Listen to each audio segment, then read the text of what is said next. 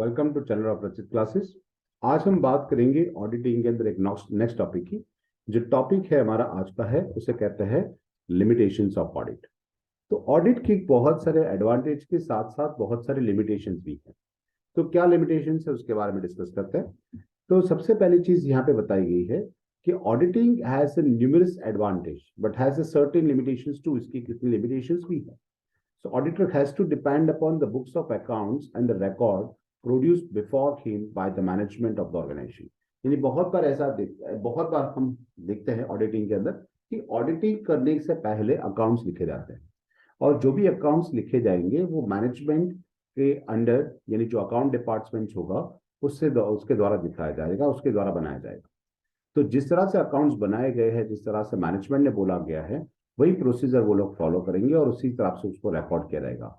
तो it may be कि शायद वहां पे मिस रिप्रेजेंटेशन जानबूझ के किया गया हो। अगर वो मैनेजमेंट ही अगर ऐसा करना चाहता हो तो उस ऑडिट का कोई मतलब नहीं रहता। So management could have then incentive the bias of the information presented in the financial statement. कई कबार वो बाइस इंफॉर्मेशन प्रोवाइड करते हैं। यानी अगर कई कबार ऐसा होता है कि कंपनी प्रॉफिट मेकिंग नहीं है तो मार्केट में से अगर उनको बोरोड कैपिटल चाहिए तो ज्यादा से ज्यादा प्रॉफिट दिखाने का कोशिश करेंगे। दैट इज एक फिक्टिशियस अमाउंट वहां पे दिखाई जाएगी। और जब मार्केट की वैल्यूएशन शेयर्स की अगर ज्यादा है तो ज्यादा टैक्स पे करना होता है। तो वो टैक्स से बचने के लिए वो जानबूझ के क्या करते हैं, अपने प्राइसेस जो होते हैं यानी कंपनीज जो होती है वो अपने अकाउंट्स इस तरह से बनवाती है कि जिसकी तरह से कम टैक्स पे करना पड़े।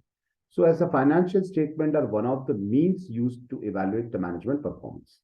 तो उससे मैनेजमेंट का परफॉर्मेंस वहीं पे फाइनेंशियल स्टेट में देखा जा सकता है। So audit may not be the positive to uncover all the sort of manipulations. इसका मतलब ये नहीं है कि इस तरह से वो पोजीशन में नहीं होता कि सारे मैनिपुलेशंस वो पकड़ पाए। ऑडिटिंग का काम जो होता है वो लिमिटेशंस के हिसाब से किस तरह से होता है, टाइम लिमिट के अंदर करना होता है। आफ्टर द 31st मार्च जब कंपनी के बुक्स ऑफ अकाउंट्स रेडी हो जाएंगे उसके बाद ये ऑडिटिंग का काम शुरू होता है और विद इन 3 मंथ्स उसको ये रिपोर्ट्स बना के कंपनीज को वापस दे देनी होती है। जो बोर्ड ऑफ डायरेक्टर्स की मीटिंग या एजीएम्स होती है कंपनी की, that is annual general meetings होती है शेयर होल्डर की, वहां पे उसको रिपोर्ट कर देना होता है। कंपनी के केसेस में तो ऐसा भी होता है कि कंपनी रजिस्ट्रार को वो रिपोर्ट सबमिट करने होते हैं। तो बहुत शॉर्ट पीरियड के अंदर इतने सारे मैनिपुलेशंस अनकवर करना वो पोजीशन वो ऑडिटर की कई बार नहीं होती है। इन अदर वर्ड्स भी तो और एक बात में बताया जाए तो audit may not be trace out all the type of errors. सारी गलतियां नहीं ढूंढ सकता। मिसअप्रोप्रिएशंस और manipulation, specially those ignorantly, that is an unjustly prepared presentation, that is वहां पे अगर मैनेजमेंट ने खुद ये ऐसी पीचेस बनाई है जिसके अंदर उन्होंने जानबूझ के गलतियां करवाई है तो आप उसको नहीं पकड़ पाएंगे। इसके सिवा होता है कि as per the Companies Act, the some responsible officer must give the true and correct information to the auditor। कि अकाउंट स्टाफ जो होता है कंपनी का उसको क्या होती है, करेक्ट इंफॉर्मेशन उसको ऑडिटर को देना होता है। Who has based his opinion on the inputs so provided. क्योंकि चार्टर्ड अकाउंटेंट जो होता है, सीए होता है, जो ऑडिट का काम करता है, वो हर रोज कंपनी में नहीं जाता और जिसने अकाउंट्स बनाए हैं उससे वो क्लैरिफिकेशन मांगेगा। अगर वो क्लैरिफिकेशन ही अगर गलत दिया जाएगा तो उसके हिसाब से उसका ओपिनियन भी जो ऑडिटर का होगा वो गलत हो सकता है।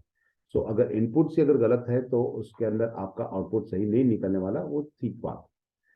If such officer intentionally does not part the true and correct information to the auditor, अगर ये ऑफिसर्स जो होते हैं वो सही सही इंफॉर्मेशन नहीं देते, the audit report will not be exhibit the true and fair view. तो वो ट्रू एंड फेयर व्यू नहीं प्रेजेंट करेगा। Most of the time, auditor has to take the informations and explanations from the management and its staff, such as a detail regarding the stock in hand, including the finished or semi-finished or raw material or scrap।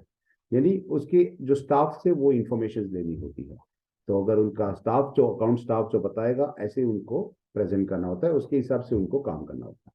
So such information may be incorrect, गलत भी हो सकती है, as the valuation on stock may be greater or less from the actual values। जो हकीकत में जो values है उससे शायद कम वैल्यू भी पता है या फिर उससे ज्यादा वैल्यू भी बता सकता है। So influence of the management in other major eliminations of audit. कई बार मैनेजमेंट खुद इसके अंदर इन्वॉल्व होता है, उनका इन्फ्लुएंसेस रहते हैं। So though the independent auditor is appointed by the shareholders, भले ही shareholders अपना एक independent auditor appoint करता है, depends upon the management. वो auditor को तो किसके ऊपर depend करना पड़ता है? Management के ऊपर for his fees and obviously has a close working relationship with the lender. अब मैनेजमेंट के साथ ही उसको काम करना है, उसकी फीस भी मैनेजमेंट ही पे करेगी, है ना। तो उसके साथ क्लोज वर्किंग रिलेशंस भी हो सकता है विद द लेटर्स, यानी इन फ्यूचर में अगर उसको कंपनी के अंदर काम करना है, फिर से ऑडिटर का तरीके से उसको काम करना है, तो मैनेजमेंट के साथ अच्छे रिलेशन होंगे तो इन फ्यूचर उसको ऑडिटर की तरह अपॉइंट कर सकते हैं। अदरवाइज अगर उसके साथ नहीं होगा, रिपोर्ट्स उनके अपोज में बनाया गया होगा, तो ऐसे केसेस में मैनेजमेंट नेक्स्ट टाइम उसको हायर नहीं करेगा, भले शेयर होल्डर्स उसको हायर करने के लिए रेडी हो जाए। So the auditor is subject to the conflicting pressure. उसके दिमाग में ये प्रेशर चलता रहता है कि अगर मैं मैनेजमेंट का सोचूंगा तो शेयर होल्डर्स को मैं सही इंफॉर्मेशन नहीं दे पाऊंगा, अगर मैं शेयर होल्डर्स का सोचता हूं तो मैनेजमेंट से रिलेशन खराब हो सकता है, and sometime then intentionally ignore the actual facts. कई कबार वो जानबूझ के कितनी इंफॉर्मेशन वहां पे हाइड कर देता है, and reports as desired by the management, और मैनेजमेंट जिस तरह से कहता है उस तरह से रिपोर्ट बना देता है। Every auditor suffers from the pre-conceived notions that he has been appointed to safeguard the interest of management instead of work as a financial policy forced to prevent the misuse of powers and other financial irregularities. उसको पता है कि ये बहुत सारी problems होती है, उनको हर एक ऑडिटर को ये चीज पता होती है, he has been appointed to safeguard the interest of management, okay?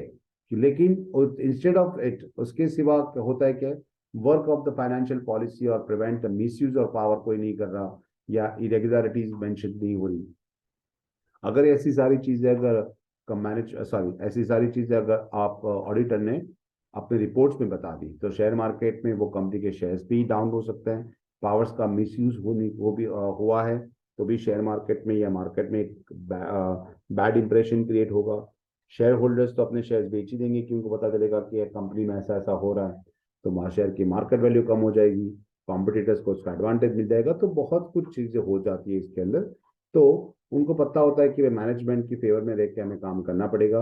अगर मैनेजमेंट की फेवर कर रहे हैं तो मैंने पहले भी बताया कि शेयर होल्डर्स के साथ अन्याय हो सकता है।